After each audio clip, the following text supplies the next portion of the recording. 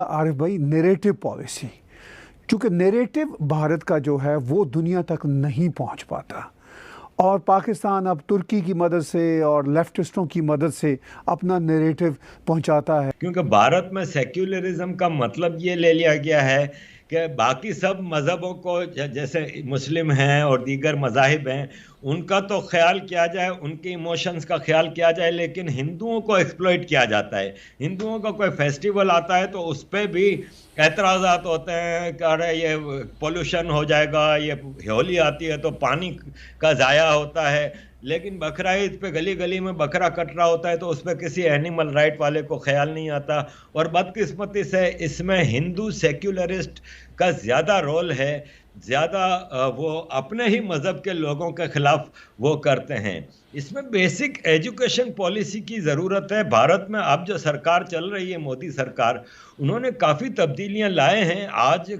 काफ़ी हिंदू अपने धर्म पे प्राउड फील करता है, अपने धर्म के प्रोटेक्शन के लिए काफ़ी यूथ आगे आया है। अवेयरनेस की एक पॉलिसी चली है, लेकिन it's a very difficult task for the current government also. अभी इन्होंने 6 साल में उतना काम कर दिया है जो 70 साल का बिगाड़ था। देखिए 47 में भारत का बंटवारा होता है और एक अलग देश मुसलमानों के लिए बनाया जाता है, लेकिन जो बाकी भारत है उसमें भी उन्होंने 20 करोड़ मुसलमान रखे हुए हैं और 47 से एजुकेशन पॉलिसी मुसलमान चला रहा है। पहला एजुकेशन मिनिस्टर भी मुसलमान था, इसके बाद भी मुसलमान। तो ये जो अपीजमेंट की पॉलिसी रही है शुरू से, अब आप उसको वापस लेने की कोशिश करेंगे ना तो थोड़ा रेजिस्टेंस तो होगा, लेकिन आफ्टर ऑल भारत को सबसे पहले तो यूनिफॉर्म सिविल कोड लाना होगा। एक कानून हर मुल्क में, हम भी यहाँ पे एक सेक्युलर कंट्री में रहते हैं, एक कानून है। ये नहीं है कि मुसलमानों के अलग कानून है। अब जैसे ट्रिपल तलाक इन्होंने हटाया है, लेकिन अभी भारत की एक हाई कोर्ट ने फैसला दिया था कि एक हिंदू लड़की अगर किसी मुसलमान से शादी करती है तो वो उसकी जायदाद पे हकदार नहीं है, लेकिन एक मुसलमान लड़की हिंदू से शादी करे तो वो उसकी जायदाद में बराबर हकदार है। ये किस किस्म का डबल स्टैंडर्ड है, डबल कानून है। तो इनको कुछ स्टेप्स लेने होंगे, अपनी एजुकेशन पॉलिसी को भी तब्दील करना होगा। इसमें ग्लोरीफाई किया जाता है, जो इन्वेडर्स हैं उसको बहुत ज़्यादा ग्लोरीफाई किया जाता है, लेकिन हिंदू जो राजा और पुराने जो इनके थे उनके बारे में कहीं इनको आपको हिस्ट्री में उनका जिक्र नहीं मिलेगा। तो एजुकेशन पॉलिसी भारत को तब्दील करने की ज़रूरत है और सबसे ज़्यादा ज़रूरी ये है कि इनको लेजिस्लेशन करना होगा और एक यूनिफॉर्म कोड होना चाहिए, सबके लिए बराबर एक लॉ होना चाहिए। ये नहीं है कि मुसलमानों के लिए अलग लॉ है, हिंदुओं के लिए अलग है, सिखों के लिए अलग है। अगर इस 26/11 के भयानक दिन के मौका पर 13 मुल्कों के शहरी मारे गए, 46 कंट्रीज़ के शहरी इंजर्ड हुए, यानी एक इंटरनेशनल ट्रेजेडी थी। ये कुछ सिर्फ भारत का ही मामला नहीं था। तो क्या इस वाक़ये पे दुनिया की आंखें नहीं खुलनी चाहिए? बिल्कुल खुलनी चाहिए। मैं अगेन ये कहूँगा कि इसमें कमज़ोरी भारत की डिप्लोमेसी की है। मसला ये है कि 26/11/2008 को भारत में कांग्रेस की सरकार थी और कांग्रेस की सरकार का फॉरेन सर्विस है ना, वो मुसलमान चलाते थे और वो अपने ब्रादरों के खिलाफ कैसे ज़्यादा एग्रेसिवली चल सकते हैं। तो अगर सही मानों में उस वक्त सरकार ने ऑपरेशन किया होता, मनमोहन सिंह ने उस वक्त क्या ऐलान किया, हम पाकिस्तान के साथ क्रिकेट नहीं खेलेंगे। ये तो इनकी हाल था। वरना अगर मोदी सरकार होती उस वक्त तो इन्होंने घुस के मारना था पाकिस्तान को उस वक्त।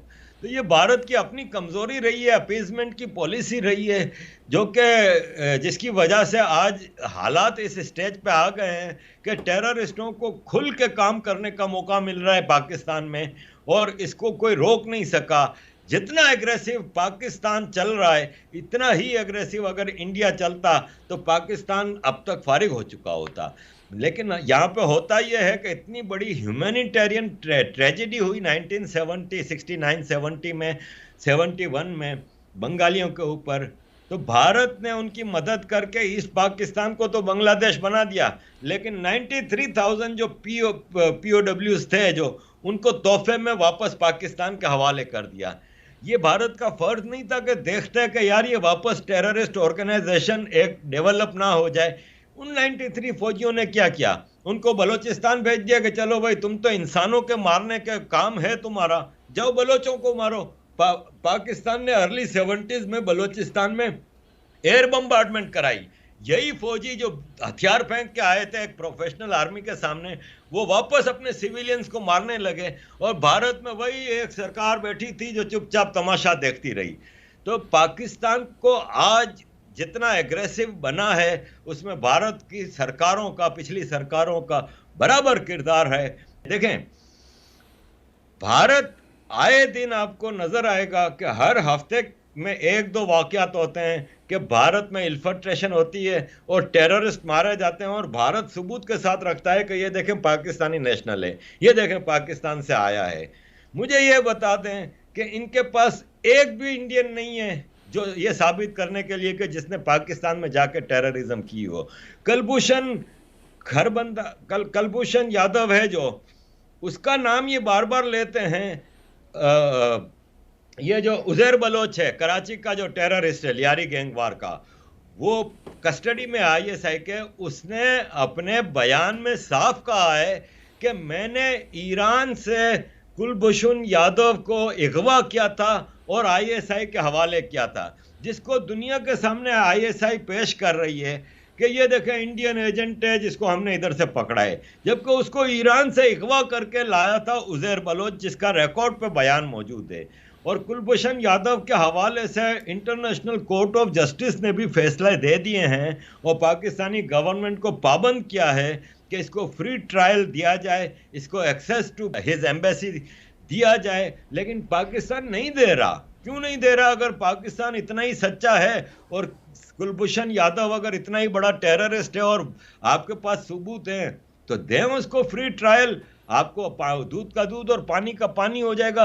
लेकिन ये प्रेस कॉन्फ्रेंसिंग करने से कोई चीज़ें साबित नहीं होती। साबित करने के लिए सबूत देने पड़ते हैं जो कि इनके पास नहीं है, क्योंकि भारत अगर जिस दिन भारत ने पाकिस्तान के जो ग्रास रूट इंडिपेंडेंस मूवमेंट्स हैं लाइक सिंधु देश, लाइक बलोचिस्तान, अगर इनकी मदद करनी भारत ने शुरू कर दी ना, जिस तरह पाकिस्तान कश्मीर के टेररिस्टों की मदद कर रहा है, तो मैं आपको यकीन दिलाता हूं कि ये आर्मी के दिन फिर पूरे हो जाएंगे। लेकिन ये भी हमारी बदकिस्मती है कि Bharat in grass root genuine independence movements को नहीं मदद कर रहा। भारत को चाहिए कि खुल के, जिस तरह पाकिस्तान कश्मीरी टेररिस्टों की, जो कि इंडिया की एक टेरिटरी है, जिसको एक्सेशन दिया था एक legal custodian of Jammu and Kashmir Maharaja Hari Singh और उनके मुस्लिम एडवाइजर शेख अब्दुल्ला की मर्जी से। शेख अब्दुल्ला खुद गए थे दिल्ली और नेहरू से उन्होंने रिक्वेस्ट की थी कि हम भारत के साथ एक्सेशन करना चाहते हैं। This is a legal part of India जिस पे पाकिस्तान टेररिस्ट भेजता है और धड़ल्ले से कहता है कि हम कश्मीरियों की हर लिहाज से मदद करेंगे, सब कुछ करेंगे। इसी लेवल पे जिस दिन भारत ने बलोचिस्तान और सिंधु देश की मदद करनी शुरू कर दी ना, तो Pakistan will be only Punjab then.